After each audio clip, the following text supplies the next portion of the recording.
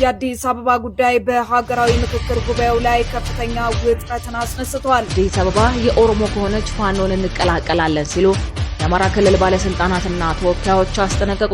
ኢትዮጵያውያንን የምጠይቀው ነገር ቢኖር አዲስ አበባን አላስበላም አልኩኝ። ቁማሩን ሊበሉ ሲሉ ስማኝ አዲስ አበባን ለኦሮሞ አስረክበን ስልጣናችን እናራዝም የሚለው የተከላከልኩት ስለዚህ አማራ ወካይ ነኝ ለማለት ከብልጽግና እንዲጮት የተሰጠው ካርድ ነው። እንግዲህ በጣም እጅግ አነጋጋሪ የሆነው መረጃ የሰሞኑ የአዲስ አበባ ጉዳይ ነው መከክሩና በዚህ ጉዳይ የአማራ ክልል ርዕሰ መስተዳድር የሆኑት የታሪክ ተወቃሽ አንሆንም አሳልፈን አንሰጥም ካልሆነ ወደ ታጠቀው ቡድን እንቀላቀላለን ብለዋል የሚል መረጃ እየወጣ ይገኛልና ይህ መረጃ በጣም ብዙዎች እያነጋገረ ይገኛል። መረጃውን ማስደምጣችሁ ይሆናል። ውጥረቱ ቀጥሏል ማለት ነው በአዲስ አበባ ጉዳይ ማለት ነው። ወደ መረጃው እናልፋለን። ቀጥታ ዋናው የምክክር ኮሚሽነሩ ከሀገር ኮብልለዋል ብለው ነበርና እንግዲህ ከሀገር አልኮበለልኩ ሲሉ የነበርኩበትን ሁኔታ ተረድታችሁኛል። ከሀገር ያልሸሸሁም ከሀገሬ ምንጊዜም አልሸሽም ከሀገሬ ምንጊዜም አልኮበልልም። እንኳን በዚህ እድሜ የዛሬ 40 ዓመት ጉልበት በነበረኝ ጊዜ መውጣት በሚችልበት ጊዜ እህት ወንድሞቼ ውጪ በነበሩበትና ባሉኝ ጊዜም ከሀገሬ አልወጣሁምና የቀረችኝን እድሜ እዚሁ ነው ማሳልፈው። ስለዚህ አሁን ምናልባት ምክትል ዋና ኮሚሽነር ሂሩት ወደዚህ ይመጡና እሳቸውም ንግግር እዚሁ አብረን ቆመን እኔም አዳምጥና መጨረሻ ላይ አብረን እንወርዳለን። ስለዚህ ምክትል ዋና ኮሚሽነር ወደዚህ ጋብዛለሁ። ወንበሩን በሰላም ነው የጠበቁልኝ ምንም ችግር ሳይኖረው። እግዚአብሔር ይስጥልኝ። እንደሰማችሁት ነው ጋይስ። ዋና የሀገር ምክክር ኮሚሽነሩ እንግዲህ ከሀገር ኮብልለዋል ተብሎ ሰሞኑ እየተወራ ነበርና እንደዛ አይነት መልኩ ምላሽ ሰጥተዋል ማለት ነው። ወደ አማራ ክልል ርዕሰ መስተዳድር ስናልፍ ብዙዎችን እያነጋገረ ያለ አንድ መረጃ ወጥቷል ማለት ነው። እሱ ዜና ላስደምጣችሁ እስኪ። በአዲስ አበባ ጉዳይ አዲስ አበባ የኦሮሞ ከሆነች ፋኖን እንቀላቀላለን ሲሉ የአማራ ክልል ባለስልጣናትና ተወካዮች አስጠነቀቁ። ሽመልስ አብዲሳ፣ ጌዲዮን ጢሞቴዎስና አዳነች አቤቤ የአማራ ተወካዮችን ለማባበልና ለማስፈራራት እየሞከሩ ቢሆንም አረጋ ከበደና አቻቸው ግን አምረረዋል። በዛሬው ዕለት ነሐሴ 15 2018 ዓ.ም በሀገራዊ ምክክር ኮሚሽን የምክክር መድረክ ላይ የተሳተፉ ተወካዮች ቅሬታቸውን ለማቅረብ ወደ ኮንቬንሽን ማዕከል ለመግባት ሲሞክሩ በፌዴራል ፖሊስና በብሔራዊ የመረጃና ደህንነት አባላት መታገዳቸው ተሰምቷል። አረጋ ከበደ ክፉኛ አዝኗል። በስብሰባው አዳራሽ የክልል ፕሬዝዳንቶች አዲስ አበባን በተመለከተ የሰጧቸው አስተያየቶች አረጋ ከበደን እንዳሳዘናቸው የዛሬው የቢቢሲ ዘገባ አመላክቷል። አቶ አረጋ ከበደ የአማራ ክልል ፕሬዝዳንት በሆኑ ዕለት እኔ የተሾምኩት ሳልፈልግ ነው በሚል ንግግራቸው ይታወቃሉ። እኚህ ፕሬዝዳንት ከብልጽግና በይፋ ፈነገጡ ወይ የሚያስብሉ መረጃዎች ከምክክሩ አዳራሽ ጎልተው እየተሰሙ ነው። በእርግጥም ኢትዮጵያ እየመከረች ነው። ነገር ግን መካሪዎቿ በአዲስ አበባ ጉዳይ አንድ አቋም ያስተስኗቸዋል። አረጋ ድፍን የአማራ ተወካዮችን ከጀርባ አሰልፈው በምክክር አዳራሹ እንደ አምባሳደር ብርሃኑ ድንቄ ብቻቸውን ቆመው አይስታንዳሎን እያሉ ነው። የአማራ ተወካዮች አፈንግጠው አዲስ አበባ በፍጹም የኦሮሚያ መቀመጫ አትሆንም የሚል የመረረ አቋም ይዘዋል። ከትናንት አንስቶ በምክክር አዳራሹ በአዲስ አበባ ጉዳይ ምንድነው እየሆነ ያለው የሚለውን ማወቅ የሚፈልግ ሁሉ ይህንን ቪዲዮ እስከ መጨረሻው መከታተል አለበት።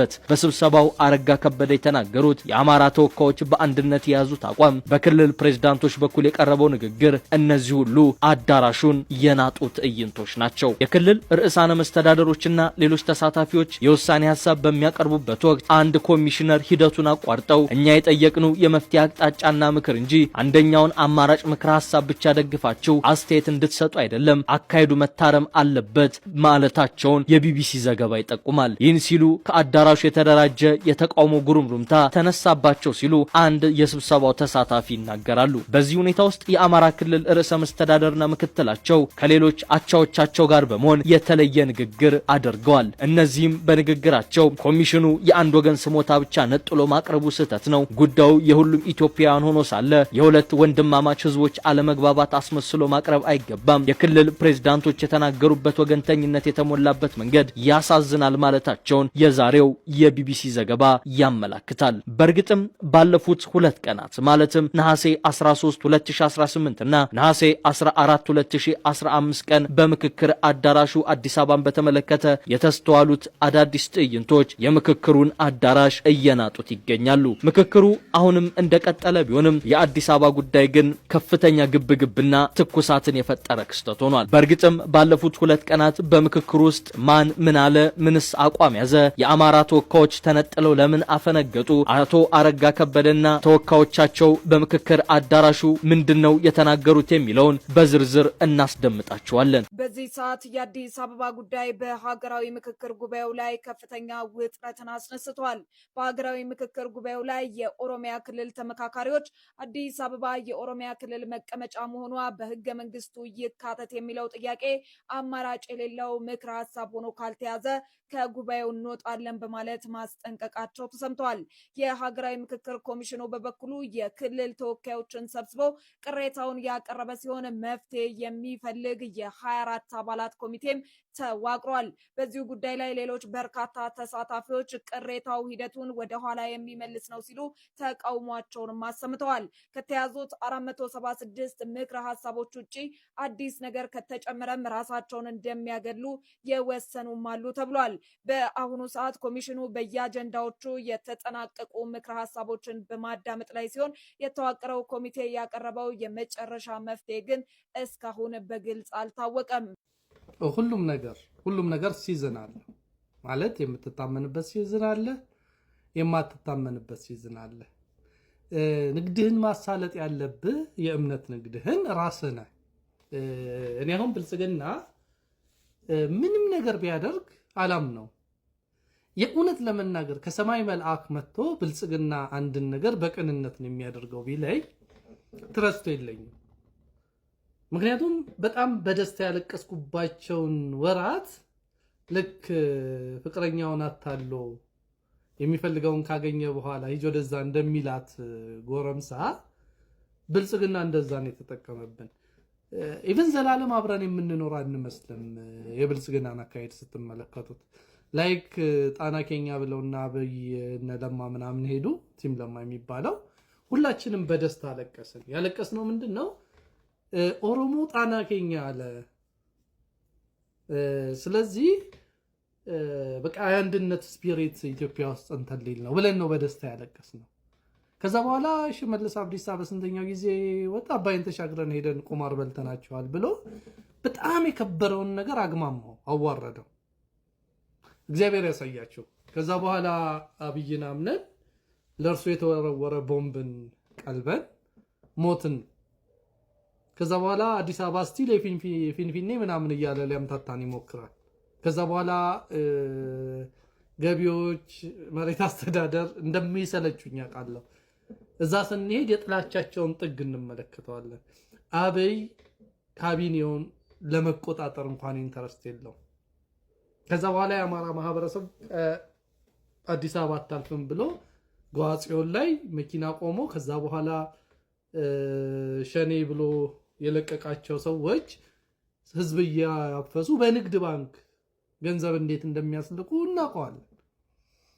አብይ የደህንነት መስሪያ ቤቱ ያልታወቀ ገንዘብ በባንክ አካውንት እንኳን ሲገባ አንድ ምንም ያልነበረው ሰው ገመቹን ሲነዳ ወይም ደግሞ ድንገት እንደ አትክልት ፎቅ ሲያበቅል ከየት አመጣኸው ገንዘቡን ብሎ አይጠይቅም፣ አለስ የአብይ ተቃዋሚ ካልሆነ በስተቀር ሰው አናምነው።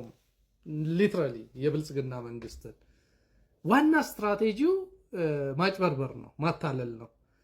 ሰዎችን ሲዋሽና ሲያምታታ ያወቀ ይመስለዋል፣ ስልጣኔ ይመስለዋል፣ አራድነት ይመስለዋል። አራድነት በስነ ስርዓት ሰርቶ መከበር ነው።